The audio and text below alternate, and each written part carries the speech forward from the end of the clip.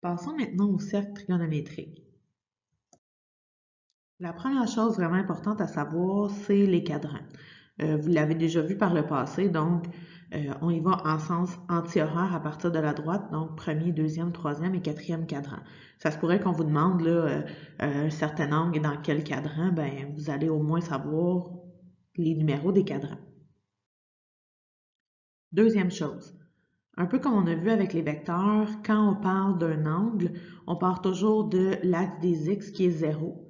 Si on s'en va en sens anti-horaire, notre angle est positif et en sens horaire, notre angle est négatif.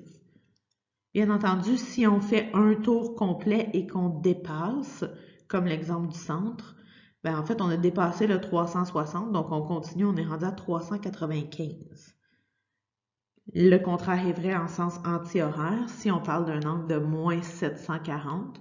Donc, on va en sens horaire, on dépasse 360 et on se rend jusqu'à 740. Donc, moins 740 en sens horaire et 395 en sens anti-horaire.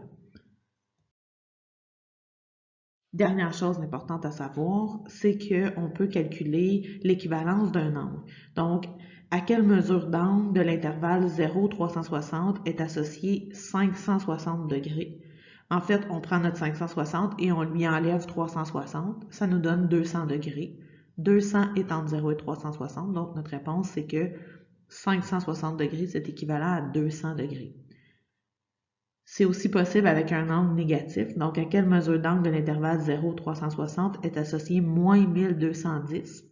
Donc, dans ce cas-là, au lieu de lui soustraire 360, on va lui ajouter 360 jusqu'à ce qu'on obtienne un angle positif entre 0 et 360. Donc, moins 1210 plus 360, moins 850 plus 360, moins 490 plus 360, moins 130 plus 360, on obtient le 230 degrés.